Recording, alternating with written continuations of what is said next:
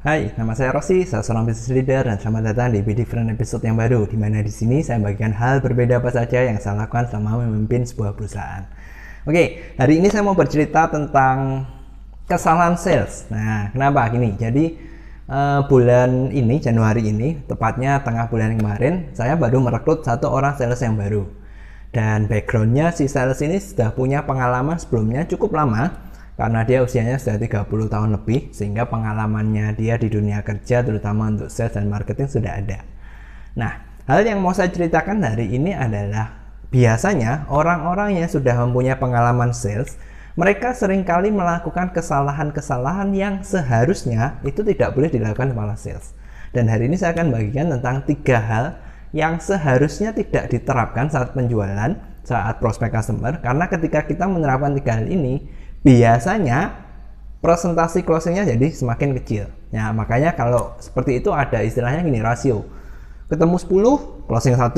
Nah, padahal kalau kita mau efisien, kita mau efektif kan seharusnya bukan 10-1 ya, mungkin 5-1, 4-1 dan sebagainya. Oke. Hal pertama yang saya temukan yang ada pada para orang-orang yang sudah mengerti dunia sales, sudah berkecimpung di sana, yang pertama adalah ini. Terlalu banyak bicara. Nah, ini mungkin agak pro dan kontra karena orang berpikir seorang sales harus pintar bicara. Seperti itu kan? Padahal faktanya tahu nggak? Orang yang terlalu banyak bicara seringkali dia kehilangan kesempatan untuk closing. Jadi gini, contoh nih. Seorang sales kalau pintar bicara seharusnya itu menjadi titik positifnya dia karena dia bisa cepat akrab dengan si prospek calon customer tadi.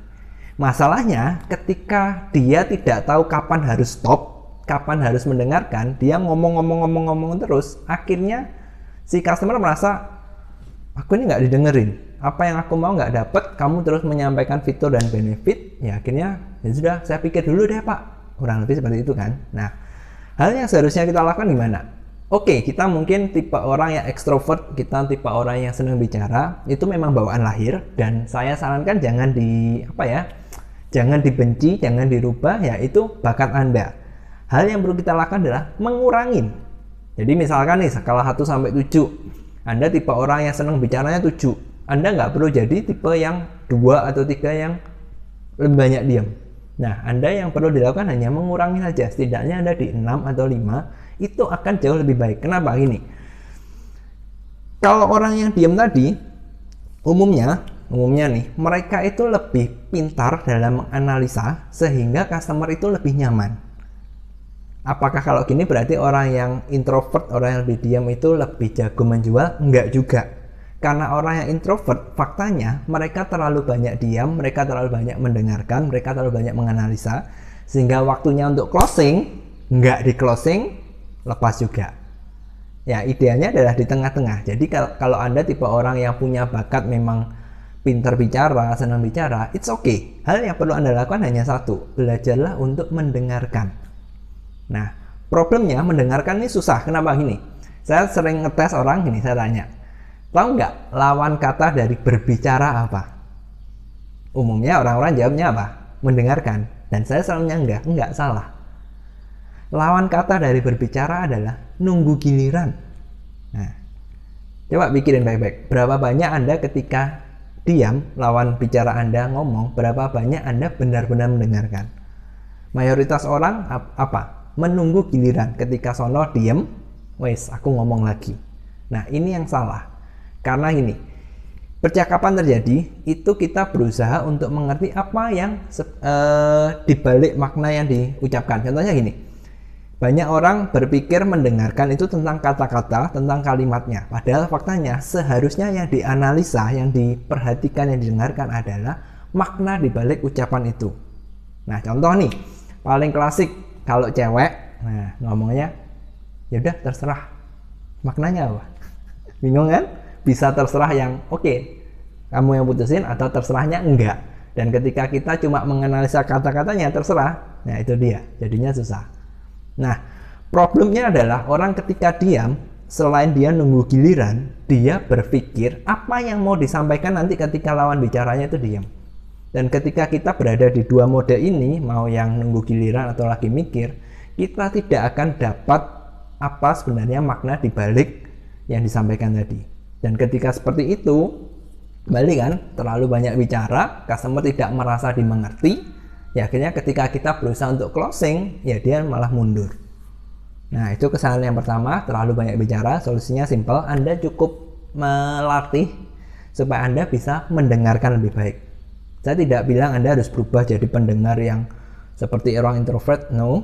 Tapi cobalah mendengarkan lebih baik, cobalah menganalisa apa sebenarnya maknanya, dan ketika Anda bisa, seharusnya presentasi closing Anda sudah lebih bagus. Oke, itu yang satu. Hal kedua yang saya dapati dari kesalahan yang umum dilakukan para sales adalah terlalu mudah berasumsi. Nah, berasumsi ini sebenarnya adalah senjata bunuh diri yang paling top. Saya mendapati pelajaran ini ketika tahun kemarin saya sedang role play. Cerita ini, saya role play, saya berusaha untuk jualan kan dengan cara saya menggali, saya dapat masalahnya apa, solusinya apa. Intinya itu waktu itu masalahnya adalah dia butuh efisiensi lebih murah. Dan saya punya solusinya, saya tawarkan ini, kalau Bapak pakai ini bisa lebih murah sekian. Masalahnya adalah saya berasumsi efisiensi yang saya sampaikan, penghematan sekian rupiah, itu sudah cukup. Padahal si customer, teman roleplay saya, memiliki keinginan yang lebih gede. Nah, contoh dari hal seperti ini ketika kita berasumsi, oke, kita tahu masalahnya dia butuh penghematan, tapi kita mengasumsikan misalkan hemat 1000 itu sudah bagus, padahal lawannya tadi dia pinginnya hematnya 1500. Ini nggak akan ketemu. Hal yang harus dilakukan adalah memastikan dengan konfirmasi. Pak, saya mungkin bisa membantu Bapak untuk efisiensi 1000. Menurut Bapak gimana? Cukup enggak? Dan ketika dia ngomong enggak, nah kita cari sebenarnya berapa. Kenapa kok saya menyantumkan asumsi ini? Karena saya dapati mau orang yang sudah lama berkecimpung di sales atau orang yang baru, manusia lah pada umumnya paling suka berasumsi. Dan saya sering menanyakan hal ini ke tim saya ketika dia ada masalah, kan biasa konsultasi, saya tanya ini. Dan saya selalu menekankan, oke, jawabanmu yang ini, itu karena memang customer yang menyatakan demikian, atau kamu yang mengasumsikan? Karena umumnya, ya bisa dibilang 99% kita gagal untuk mendapatkan apa yang sebenarnya diinginkan customer karena kita terlalu mudah berasumsi, dan ini yang akan membunuh closing Anda. Jadi jangan berasumsi. Oke, Anda punya asumsi kayaknya ini deh yang dimikirkan customer, konfirmasilah, benar nggak Pak seperti ini? Kalau dia benar, iya, bagus. Tapi kalau enggak, Anda harus siap-siap untuk merubah semuanya. Oke, nomor 2. Yang terakhir, nah yang terakhir ini juga akan pro dan kontra. Kesalahan yang paling sering dilakukan para sales adalah terlalu cepat, terlalu terburu-buru untuk closing. Nah, tadi saya bilang kenapa pro dan kontra, karena ya saya tahu tugasnya sales adalah closing, itu pekerjaan utama dia.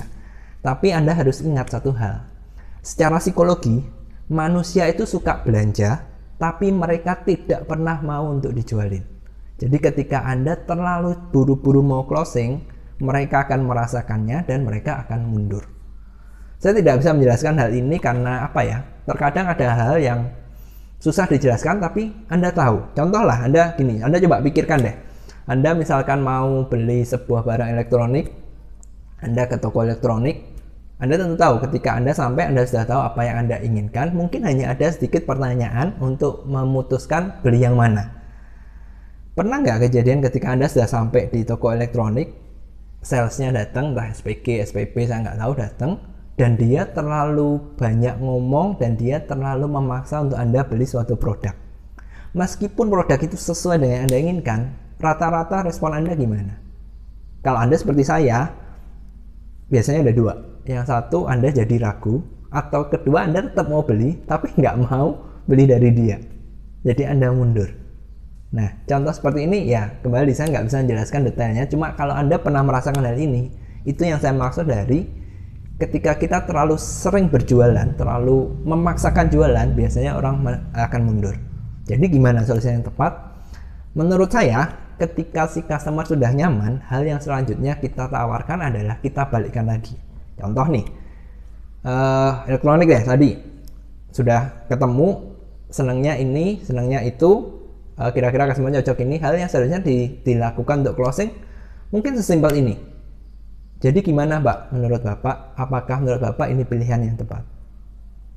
Nah, beda loh dengan, jadi gini Pak, apakah Bapak mau beli ini?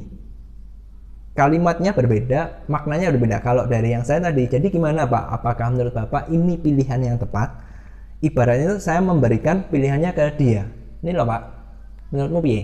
Tak kembalikan ke dia. Tapi kalau yang kedua, jadi Bapak mau ambil sekarang atau misalkan Bapak mau beli berapa, itu kita sudah memaksa untuk berjualan. Dan itu biasanya akan menyebabkan resistensi dan ya jadi lama deh.